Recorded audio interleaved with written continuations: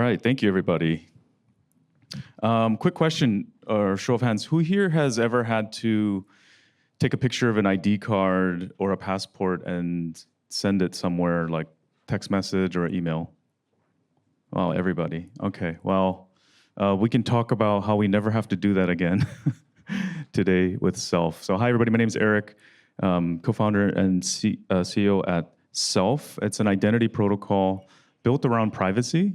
And we're also using a bunch of things that if you've traveled here, you can actually take advantage of, because we're using things like your passport, biometric ID cards, and a bunch of other things to make this more of a secure way.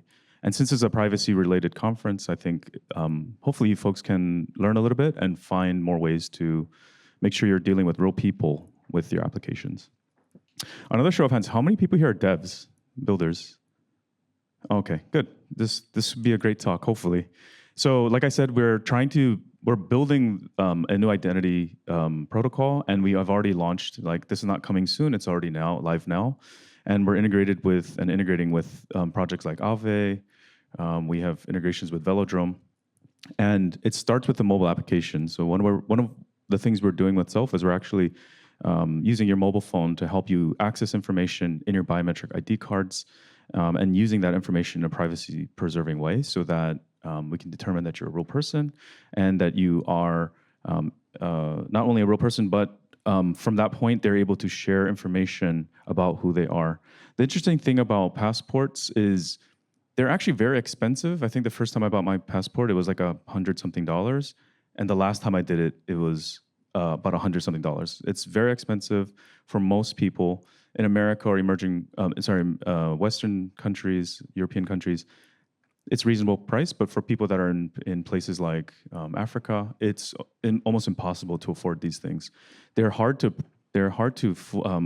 fake, really hard to fake, and they are going to be unique. In many cases, most people only have one. I don't want to ask how many of you have more than one, but most people only have one. Some people have two, and then after that, it's just, what do you really do for work? The other thing, too, about biometric passports is nowadays they're actually built so that they can be read by your phone. So there's a little NFC chip inside that. It can be unlocked. It's actually not easy to unlock, but it can be unlocked. And so Self actually uses this tech. The thing also about how these work is that there's signatures and certificates that are used. I think you can, for each country, they can issue about up to 100,000 passports per little bucket, and then you have to make another one. So if a country has 10 million citizens and all of them had a passport, they'd need about 100 of these buckets. You can use these keys, though, to prove from the starting point of your passport. You can actually prove it all the way up to the country that issued it and make sure that these things are legitimate. And that's what Self does. And we use ZK circuits to confirm these things and verify these things. And the benefit of using things like these documents, using passports, biometric ID cards, is that there's no centralized place where you have to go and make sure and verify. You can do it all within the device. You can do it all within the passport itself. And to me, that's really powerful, because there's nothing that can be shut down that can prevent verifying that you or the user attained that passport. We are able to verify all the way, all the information. We actually use, we don't take a picture of your passport, but we use the information. If you've ever looked at a passport, at the bottom of it, it has these kind of weird characters. They look like less than signs. We take that information and we actually use that to decrypt the NFC chip within both the passports and the ID cards. And from that point on, we're able to extract that information, verify it. And the next part, I think, is the exciting part. So once you are able to verify, register your passport, your ID card with Self, you are able to then disclose parts of it. And so this is where, from a privacy perspective, I think a lot of the power comes. So you're able to basically verify the country you are from, or where the identity document came from. You can verify what I think are really clever things, like most times people want to make sure that, one, you're a real person, and two, you can enter into a contract. So you're over the age of 18 in most countries. If you're building something like maybe a gambling app, most countries have a requirement of being a certain age. Like in America, you can't even go into a casino and gamble unless you're over the age of 21, I think. And then I learned actually the other day, the age of drinking here is, in America, it's 21, but the age here is like 18. So, I mean, that's great. So you can verify the information based off of the country that the person or people, your users, where they're from, to kind of abide by whatever rules and laws that are there. The other things that we're starting to do is we can check the OFAC list. So if you're building a DeFi protocol, you want to make sure your users are not from particular countries. Maybe they're a sanctioned country. You can check and verify this stuff. And then in addition to the age piece, you can figure out if someone's over a particular age without revealing their birthday.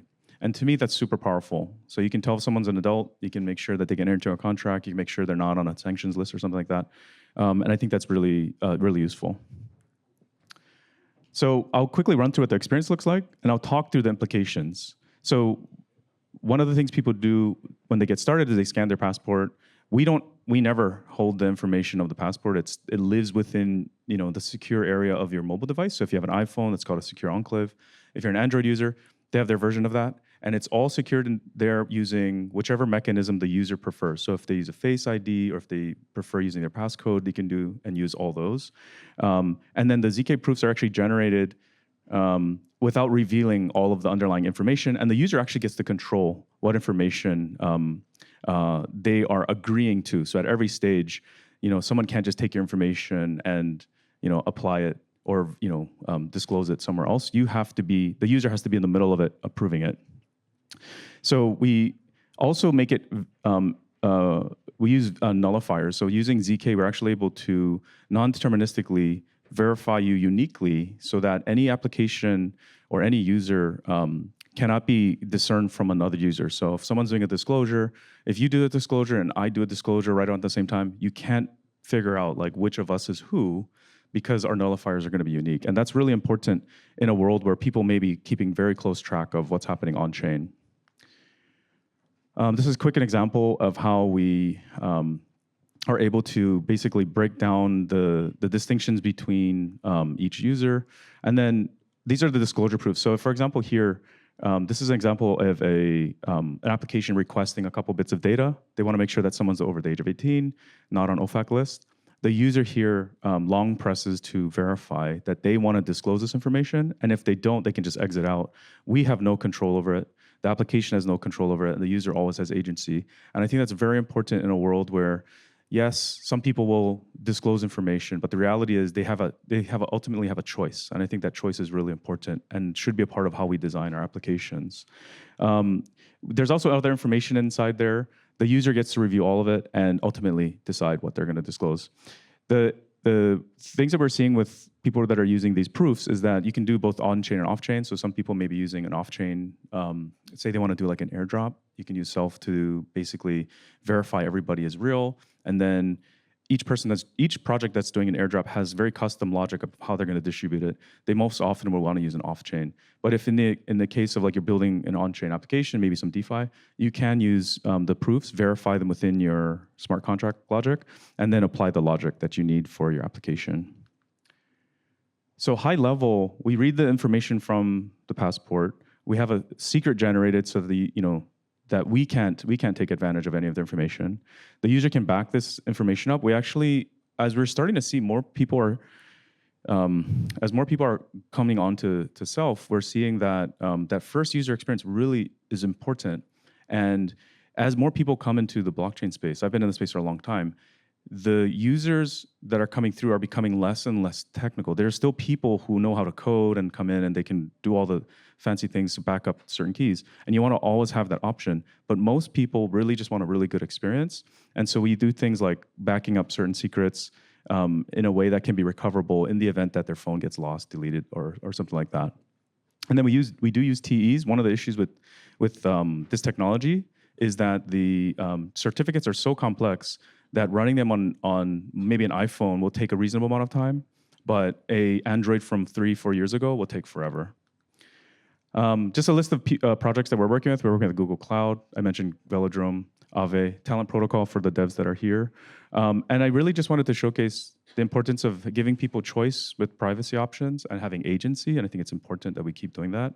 And that you try your best to use protocols like Self that try the best to obscure and or prevent people from disclosing information and using that disclosed information in the wrong way. So bit of a quick chat, but thank you everybody for attending.